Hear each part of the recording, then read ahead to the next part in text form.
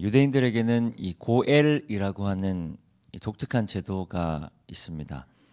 가까운 친족이 무너진 가족의 땅이나 자유, 이름이나 권리 등을 회복시켜주는 제도인데요. 혹시 이제 형사 취수 제도라고 기억이 나실지 모르겠습니다. 그러니까 형이 죽으면 동생이 이제 형수를 아내로 맞아들이는, 이제 그래서 아내를 맞아들여서 그 가정을 지켜주어야 하는 제도인데요. 그 창세기 38장에 보면 그 유다와 다말의 이야기가 나오죠. 다말은 원래 유다의 며느리인데, 그러니까 유다에게 이제 세 아들이 있거든요. 첫째가 이제 엘, 오난, 셀라인데, 다말이 처음에 엘이랑 결혼을 합니다. 그런데 엘이 죽게 되죠. 그리고 나서 오난이 이제 형을 대신해서 다말과 결혼을 하는데, 이제 이 오난도 죽게 되고, 그래서 유다가 이 셀라도 죽을까봐 다말에게 이제 셀라가 어리다라는 핑계로 그 다말에게, 그러니까 다말과 결혼을 시켜주지 않는 것 때문에 이제 발생하는 일이, 이 창세기 38장에 보면 다말이 이제 창기로 창기로 이제 위장을 하고 유다를 유혹하는 그런 내용이 창세기 38장인데, 그러니까 이걸 이제 형사 취수 제도라고 이야기합니다. 형이 죽으면 동생이 형의 아내를 아내로 맞아들이는 이야기입니다. 그러니까 고엘은요, 형사 취수 제도보다 조금 더 넓은 의미인데요.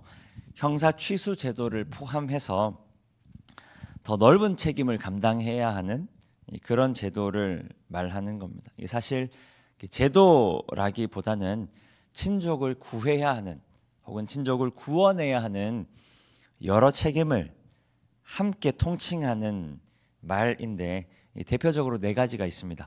가난으로 인해서 잃어버린 땅을 되찾아 주어야 하는 책임이 있고요. 그리고 종으로 팔렸을 때 값을 대신 치루어서 자유를 되찾아 주어야 하는 책임이 있습니다. 그리고 가족 중에 누군가 살인을 당했으나 그에 대응할 힘이 없을 때 죽은 사람의 피의 대가를 대신 물어 주어야 하는, 혹은 대응해 주어야 하는 책임이 있고요. 그리고 죽은 사람의 이름과 가문을 대신 이어 주어야 하는 책임이 있습니다. 하나님께서 마련해 주신 일종의 구원의 장치인 거죠. 그래서 그 책임을 대신하는 사람을 기업 물을 자라고 이야기하는 겁니다. 이 고엘 제도가 생긴 이유는 간단한데요. 특정 가문이 완전하게 몰락하지 않게 하기 위해서입니다. 땅이든 그들의 생명이든 그들의 이름이든 하나님 앞에서 완전히 끊어져 버리지 않게 하기 위해서인데요. 이 고엘의 기저에는 바로 이런 사상이 깔려 있습니다. 우리의 땅도, 우리의 이름도, 우리의 가문도, 우리의 생명도 모두가 다 하나님의 것입니다. 우리의 모든 것들이 다 하나님께로부터 온 것입니다 라고 하는 기본적인 신앙의 고백이 깔려 있다라는 겁니다. 오늘 본문에 나오는 이 나오미의 이야기를 잠깐 해보면요, 제가 어제도 잠깐 언급했지만 원래는 베들레헴에 살았죠. 이 베들레헴은 원래 떡집 혹은 빵집이라는 뜻입니다. 그러니까 룻기는 시작부터 일종의 아이러니를 품고 시작하는데요. 이 떡집에 떡이 없어서, 빵집에 빵이 없어서, 원래는 양식이 풍부한 곳인데 양식이 없어서 나오미는 자신의 남편 아들과 함께 모압 땅으로 가는 거죠. 그리고 그곳에서 남편도 잃고 두 아들도 잃고, 그리고 거기서 맞아들였던 며느리 중에 하나도 떠나 보내고, 그리고 룻 하나만 데리고 다시 베들레헴으로 돌아오는 겁니다. 나오미의 이름이 기쁨, 즐거움 이런 뜻이에요. 그런데 나오미가 베들레헴으로 돌아오는 걸 보면서 사람들이 네 이름을 나오미라고 하지 말고 오히려 마라라고 해야 되겠다. 마라는 괴로움, 슬픔 이런 뜻입니다. 그러니까 이 기쁨, 즐거움이라는 이름에 이 나오미의 삶이 어울리지 않는다라는 거죠. 그래서 이 나오미를 바라본 주변의 사람들이 네 이름을 즐거움이 아니라 오히려 슬픔, 괴로움이라고 불러야 되겠다라고 이야기하는 겁니다. 그런데 나오미는 삶의 소망이 완전히 끊어진 곳에서 새로운 희망을 발견하게 되는데요. 본문 19절 말씀 함께 읽겠습니다. 시어머니가 그에게 이르되 오늘 어디서 주었느냐 어디서 일을 하였느냐 너를 돌본 자에게 복이 있기를 원하노라 하니 룻이 누구에게서 일했는지를 시어머니에게 알게 하여 이르되 오늘 일하게 한 사람의 이름은 보아스니이다 하는지라. 나오미가 발견한 소망이 바로 보아스라는 사람인데요. 아무것도 없는 늙은 시어머니와 며느리 룻에게 먹을 것을 준 사람이기도 하고, 그리고 먹을 것을 주는 것을 넘어서 당분간 먹고 살 길을 열어준 사람이 바로 보아스이기 때문입니다. 그런데 더 중요한 게 한 가지 있는데요. 20절 말씀 함께 읽겠습니다. 나오미가 자기 며느리에게 이르되 그가 여호와께로부터 복받기를 원하노라. 그가 살아있는 자와 죽은 자에게 은혜 베풀기를 그치지 아니하도다 하고 나오미가 또 그에게 이르되 그 사람은 우리와 가까우니 우리 기업을 물을 자 중에 하나이니라 하니라. 보아스를 두고 나오미는 이렇게 말합니다. 그 사람은 우리와 가까우니 우리 기업을 물을 자 중에 하나이니라. 보아스가 나오미의 죽은 남편 엘리멜렉의 친족이었던 겁니다. 아까 고엘 제도 기억하시죠? 보아스에게는 나오미의 잃어버린 재산을 회복시켜주는, 잃어버린 양식을 채워주든, 죽은 남편과 아들로 인해서 끊어져 버린 대를 이어주든 자신의 가문을 일으켜 주어야 할 책임, 곧 기업을 물을 책임이 있었다라는 겁니다.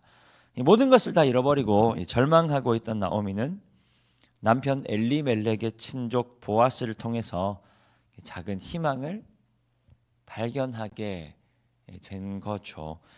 그런데 여기서 진짜 중요한 것은 기업 물을 자의 책임을 안고 있는 보아스가 아니라 제가 말씀드렸던 바로 고엘입니다.